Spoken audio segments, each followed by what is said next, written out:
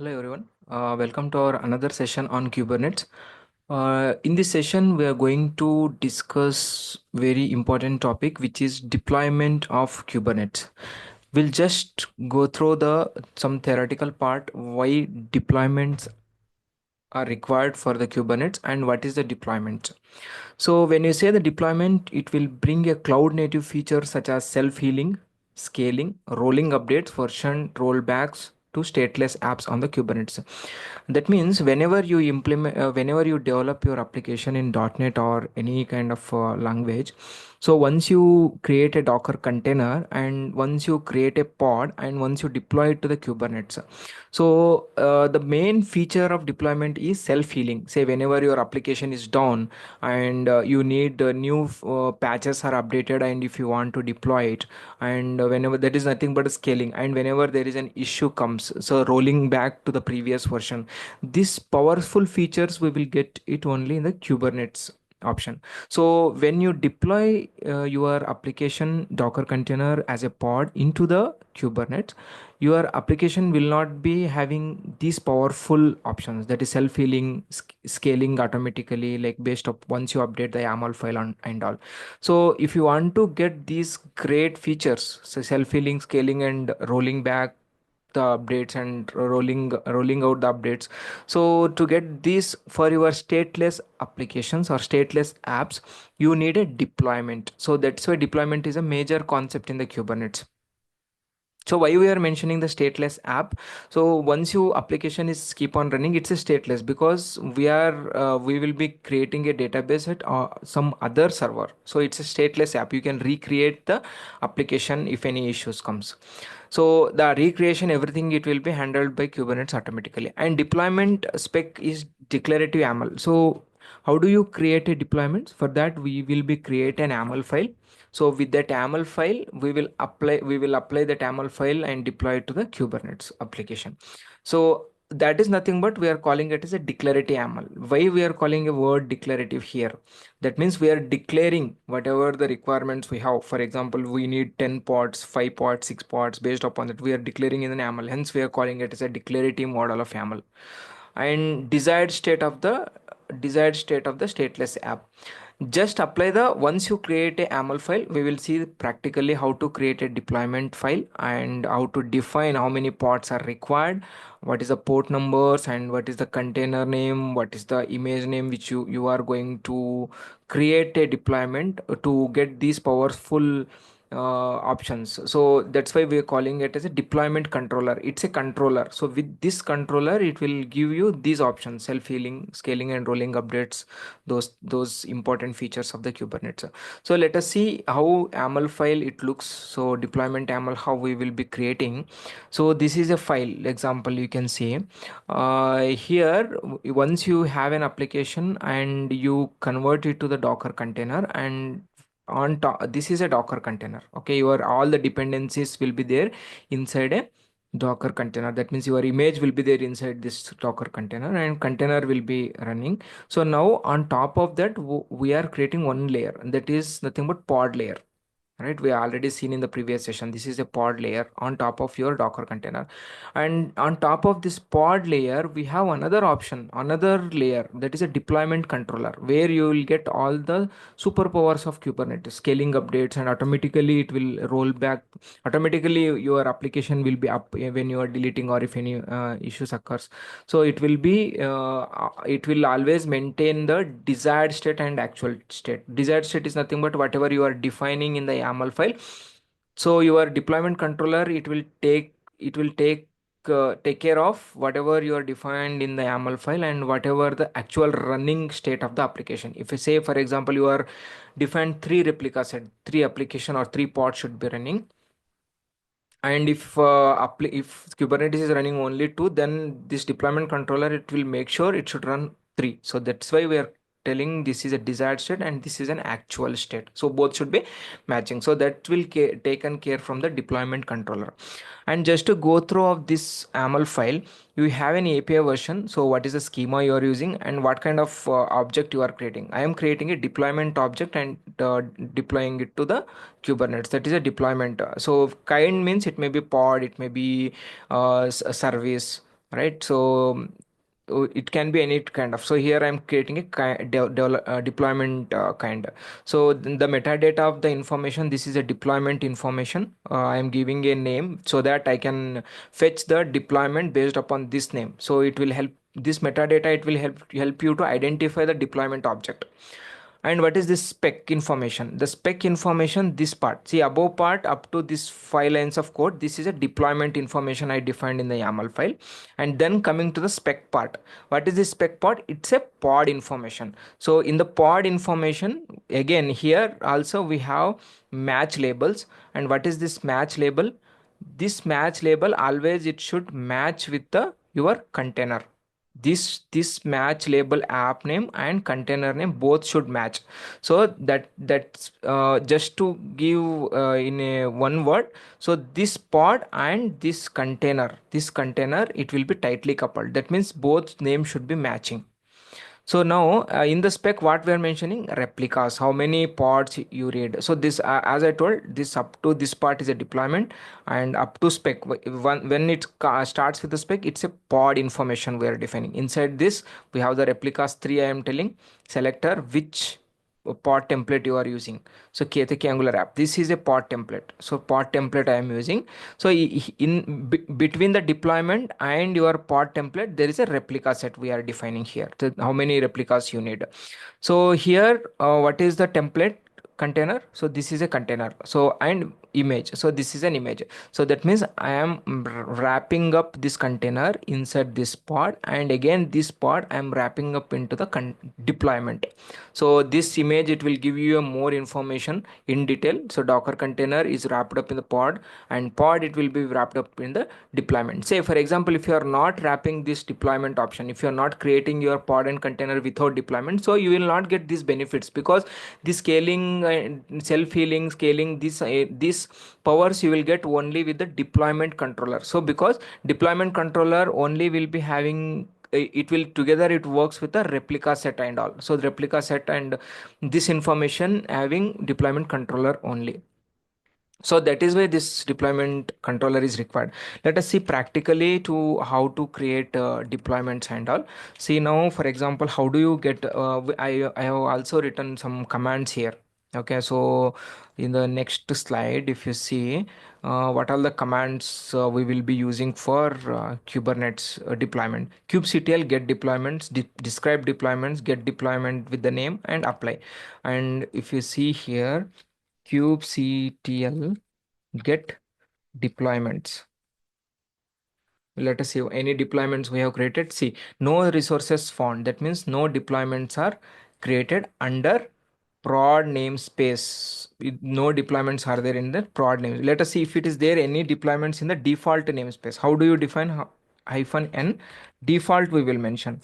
So here there is no resources in the default namespace also.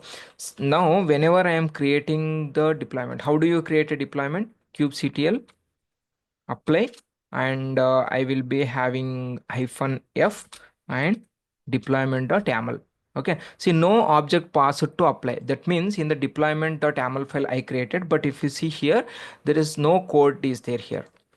There is nothing, empty file. So how do you create? Already my Visual Studio code, it is integrated with the Copilot. I will just say Control I.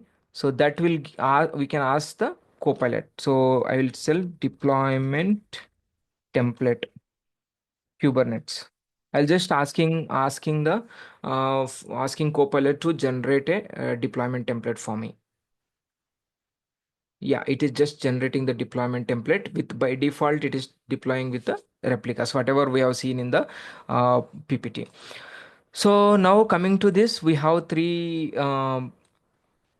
replica sets. For what I will do here, I will just change the template name. What is this template name here?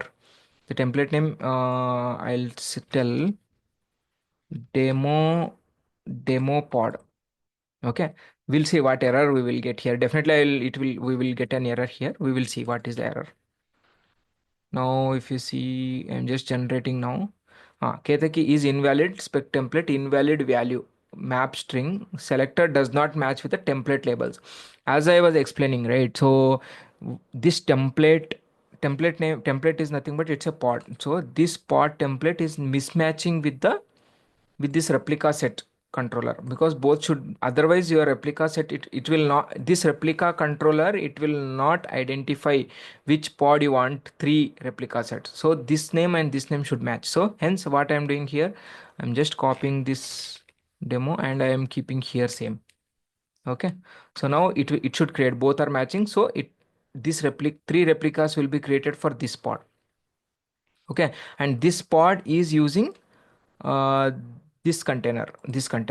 You can create multiple containers also. So what is the image? I will give the image which already used in the previous session. That image I will give here. Image name,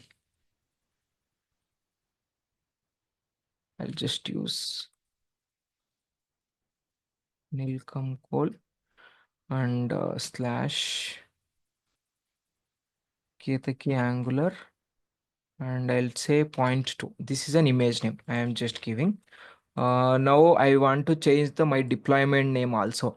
So this deployment, just to understand more, demo deployment. Okay, I'll just give the same name for label as well. So, and this looks more code, but it is very easy to understand. Okay. Now I'll just go to my command prompt. I am pointing to the file where this file is exist. The file is exist under this folder.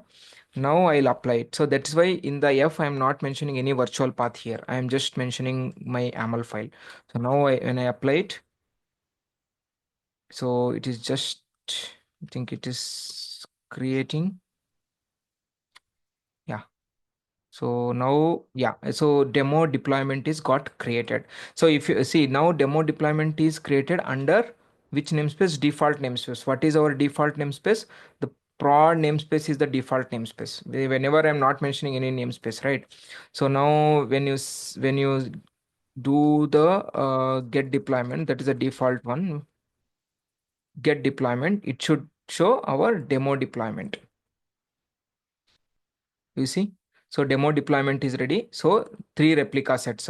So in the code we have mentioned three replica sets, hence it is created three replica set. And even you can see that in the Docker desktop as well. If you see in the Docker desktop, there you should be seeing three pods are running in the one deployment. If you can just change it. For example, if you want to make it two, so what your make it two and update the, see, I am making two in a deployment file, and I will update the deployment. I'll just apply the change. I from 3 to 2 I made it. Now I'll quickly apply it. It will just show deployment is configured. Right now, if you see, only two should be running here. Earlier three, now it is two. It is configured. See, if you don't have any changes in the deployment file, it will just say none. It is not. It is unchanged. What it will tell? It is unchanged. So that means your deployment is not changed. So now let us change it to some replica sets 4 quickly. So now when I apply it, so your in the deployments there are four pods should be running. So now even if you four pods will be running, see here, see now for example two pods I will be deleting, three pods I will delete, or all the pods I will delete now. If you see now what happens, so automatically your Kubernetes should be able to recreate it. So in a fraction of seconds, your Kubernetes will, it will just, so we have seen, right? See, even if you are deleting or one or two, if you once you delete pods, your Kubernetes, it will just recreate again. So that's the beauty of deployment controller. It will take care, because here when you delete it, it is not matching with the desired state. What is the desired state? Desired state which you mentioned in the YAML file. YAML file of your deployment.yaml. Desired state is 4, but what it is running when you delete, it is running only 2. So that's why to match it, it will automatically create another two pods in the fraction of seconds. So it will, your application will never be down. Even if any issues occurs or system is down, once the system is up, automatically our four pods will be getting created. Four replicas will be getting created. So now coming to the next command. So we have seen how the replica sets got created, and we have also seen how to create a. We'll just go to the next slide. So how to apply also we have seen. Now, if you see get replica sets, how do you get the replica sets? So QCTL get RS. RS is nothing but replica set. So it should show one replica set. This is one replica set got created. This is dynamically generated key, and it will also show what is the desired state. What desired state is nothing but whatever we have defined in our YAML file. Desired for what is the current? Current is 4. What is ready state? 4. All are 4. So 4 are active. That's a replica set information it will give. So whenever we are deleting the pod, it is automatically deleting that. It will automatically recreating all the pods. So how do you delete all the deployment information, and how do you describe the deployment? So that is the same command kubectl. You can use the describe deployment. So what is your deployment name? That is a demo deployment. So it should give all the complete information of your demo deployment. If you go through this the output describe deployment demo deployment, it will show this is the name of the deployment, in which namespace it is created, prod namespace, because in our kubectl config file we have defined default namespace as prod namespace, and label whatever the label we have defined, and it is also seeing the replicas. It is replica sets. It is 4 desired, 4 updated, and 4 are updated. We have deleted and recreated, and 4 total, and 4 are available, and 0 unavailability. That means we are good. Okay, so now rolling updates and this additional information you will be getting. Okay, so new replica set is available, so complete information you will get. So this is how our deployment it works, and this once you create the deployment, you cannot access this application like outside by directly. For that, we have an option of creating a services in Kubernetes. In the next session, we will see how to create a services for these deployment objects. So if you have any questions or any feedback, please feel free to post it in the comment section. Thank you for watching.